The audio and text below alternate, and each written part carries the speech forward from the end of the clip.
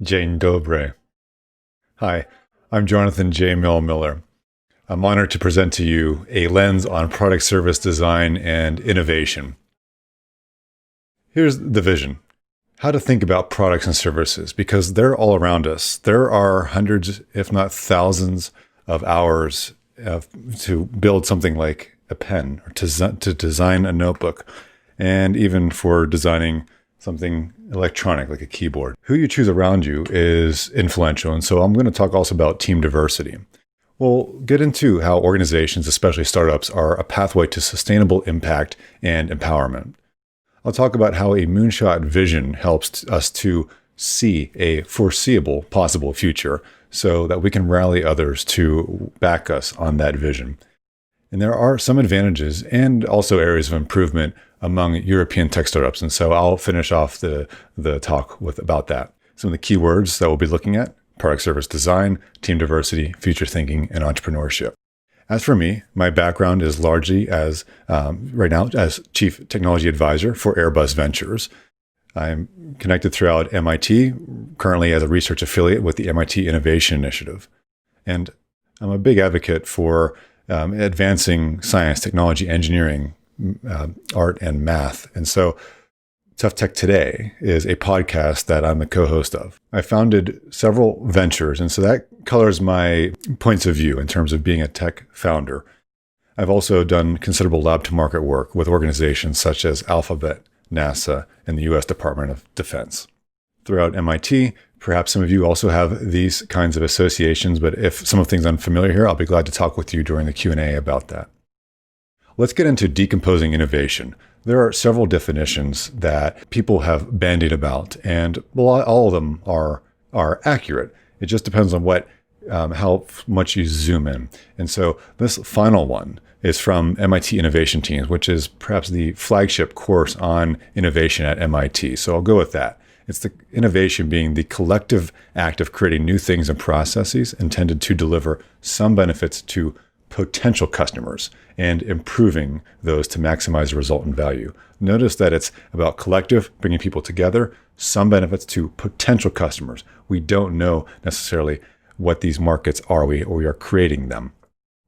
I'll challenge you. What is the biggest innovation in the past 50 years in terms of value creation? Is it the personal computer, synthetic biology, or something else? So that biggest innovation is I'm being facetious. It's maybe all of this. It's entrepreneurial innovation. That's what's enabled so much of this. Entrepreneurs, startups, capital, the ecosystems around them have enabled the building of this current world that we're in and the future that we're headed toward. There are stakeholders throughout any innovation ecosystem. It's headed by the entrepreneur at the top, but there's also risk capital, university linkages, corporate, and government as important stakeholders of this model. Now, let's talk about tough tech.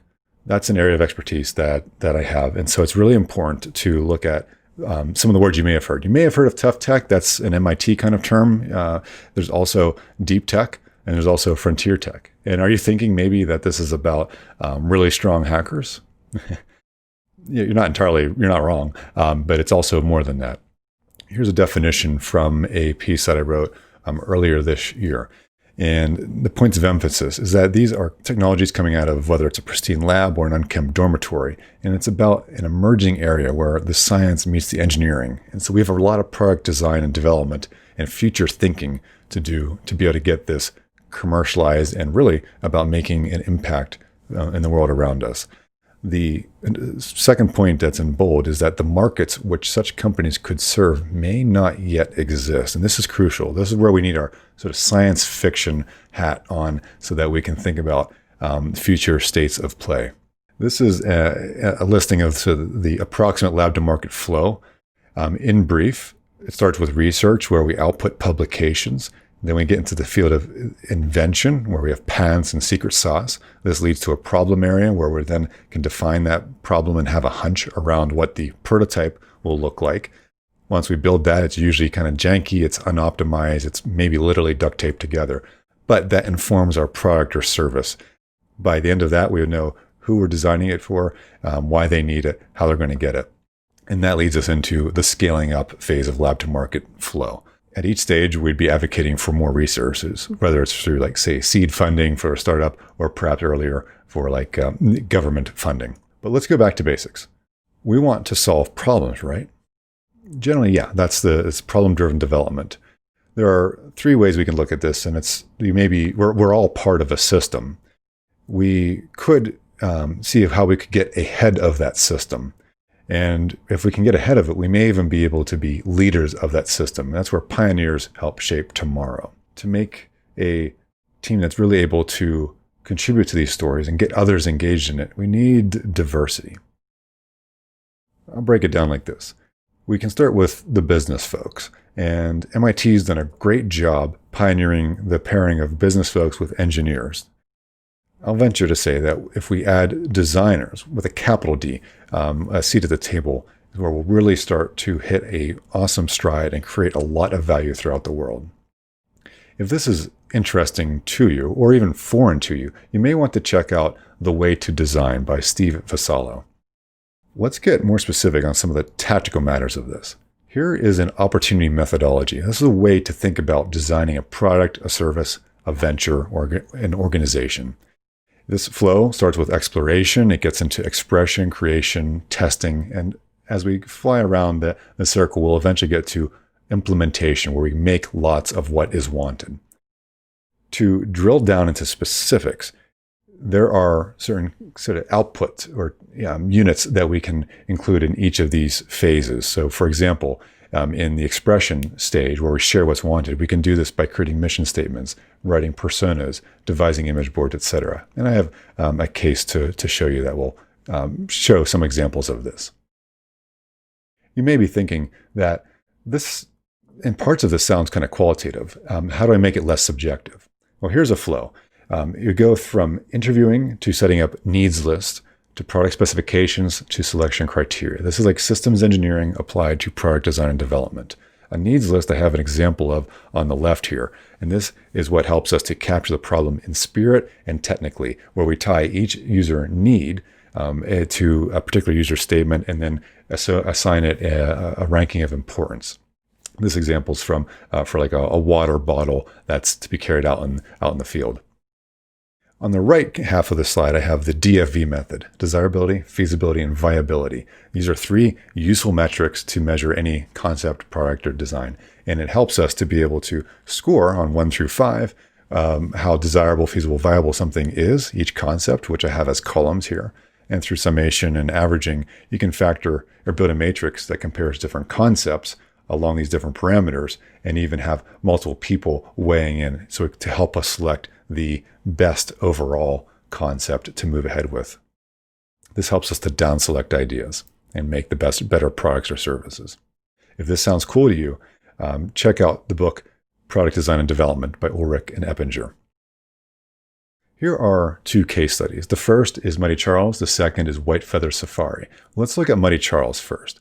It is about how to make an ordinary everyday thing made simply extraordinary. And the problem statement that my little 3-person team started out with was, could we make something ordinary elevated to an art form to really bring people together as a conversation piece of it?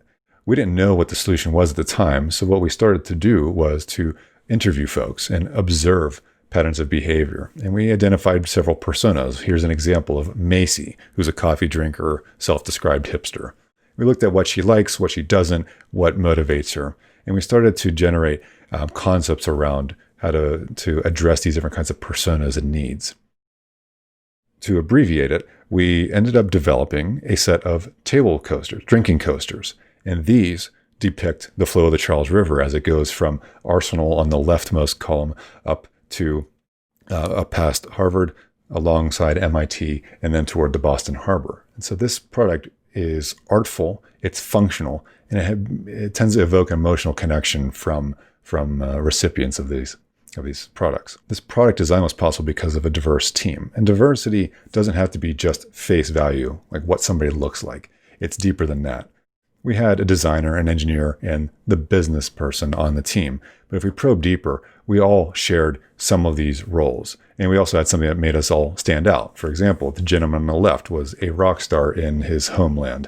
The woman in the middle, she was a motorcycle racer. And me, yours truly is a barefoot runner. And so we may not have known any of that, but through our diverse team, we were able to discover how we all shared qualities that were complementary to each other. Now, that was a product service design. We could look at how we build ventures around these ideas. Whitefeather Safari designs these products in those ventures and brings them to market. This is a process that we follow to design multiple companies. We start with an exploration phase where we have hypotheses that we can test for business and problem ideas. Once those that survive would become proto companies. We do feasibility testing and killing ideas as much as possible. And the ideas that refuse to die feed into being newcos, internal ventures. And then those, if they are able to survive, they may be able to thrive outside of Whitefeather Safari where they can scale up. We've done this multiple times. These are a list of several of those different cross-disciplinary products and services, Mighty Charles being one of those examples. Storytelling is a key part of this. And so we tell it through different types of media. This is helpful to bring different voices into the discussion. And so I encourage you to use written word, images, theater, dancing, interpretive art to be able to convey the product and design and emotions that you want to feel if you're designing a product or service or thinking about a future state of play. So that's a recap of those two cases. Fundamentally, it's a pursuit of why. Why are strong teams motivated? They invest time on this work because they have pride in this work. Why? Because it's interesting problems. Why? Because it's a problem worth solving. Well, why is that? Because it's ultimately a battle worth fighting. So this is, as you may have detected, an exercise in the 5 whys method for root cause analysis, but it helps us ultimately to figure out what motivates really strong performing teams. And something that helps us is by setting that battle. What's the battle worth fighting? What's the vision, the bigger vision that we have set? And so formulating that moonshot vision is important. And then we can, what I say, call backtrace to tomorrow, our next step. Keep it tactical. Here's a visualization about how to think about future scenarios. The middle blue circle is our probable future, and then the little orange, yellow, green ovals are different kinds of scenarios. We may pick one as the preferable, and we can start to use our future thinking to figure out how to move the needle to get us closer to that preferred future state. Companies like Shell, Alphabet X, Steelcase, the workplace company, all have these sort of future thinking divisions to help push the thinking further. Let's do a little brief exercise on that. Here are 3 prompts. Imagine a world in 2050 where people live to be 200 years in age. Imagine a world where you can transfer your memories to and from a computer. Or how about imagine a world in 2050 where there is no government? These are just 3 of several types of questions and prompts that can help you to make a future scenario that is specific. It doesn't have to be accurate. We want specificity, not accuracy. So I challenge you, think about the future you. Some people say, well, NATO, DARPA, Elon Musk, those folks are thinking down the road for what the next big thing is, so I don't have to. And the folks promptly turn off their brain, someone else's problem.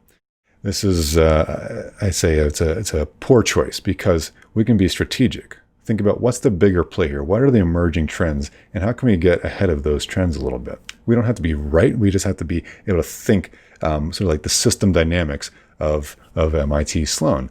That's an absolutely useful skill set if you are familiar with system dynamics to apply to these kind of future state thinking. I mentioned about that sort of legacy mindset. You can build improved feedback loops within your organization. How we do that? Well, we can seek this diversity of thought. 3 big ways. Invite folks. You can bring in guests internally, externally, laterally to talk about these different kinds of discussion topics. You can embed folks. So send your engineers, designers, and other persons with different skill sets into active cells throughout the organization. Mix and match.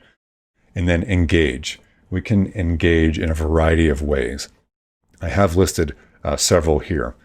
For example, if you have world-class equipment, develop a program to offer that great equipment to some startups. You may learn something in the process. If you're a large organization, you may want to establish a director of engagement to be that point person liaison to facilitate the internal and external relationships and potential synergies that will result from that. You may even offer entrepreneurial sabbaticals for employees who are excited to try this. To finish off the talk, I wanted to put in a couple EU observations.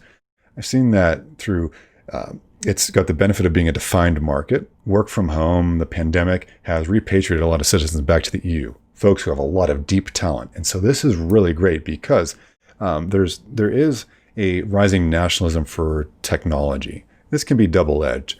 But in the case of, say, the United States, ITAR regulations are reducing the kind of exports that can be done on certain kinds of sensitive technologies. And this opens up a great opportunity for the European Union deep tech communities to be able to develop new kinds of products and services that not only match where the United States is, but ideally going well beyond the capabilities that anyone in the world has seen. And so I'm very optimistic that this is a way to make a future that we really want to live in. I have a quote from Joe Lonsdale that says that the first step to being an entrepreneur, or really anybody in any domain, is to make plans that make people uncomfortable. Try to convince others and defend your ideas. And through that, you'll be able to get even learning more information and getting stronger, developing these different kinds of opinions. Most people are afraid to have a different opinion, but ultimately our society needs more courage to build the future that we want to have. This is an opportunity to make a future that we want to have. To wrap up, I do have two shameless plugs. The first is check out Tough Tech Today. I shortlisted 3 episodes on the podcast that I think you may enjoy. And finally, Mighty Charles. This is a perfect gift for someone who loves MIT. And so you may have a special someone in your life. We'll be glad to make these handcrafted products for a loved one and an MIT alum. This was a lens on product, service, design, and innovation. Thank you so much. I'm looking forward to the Q&A.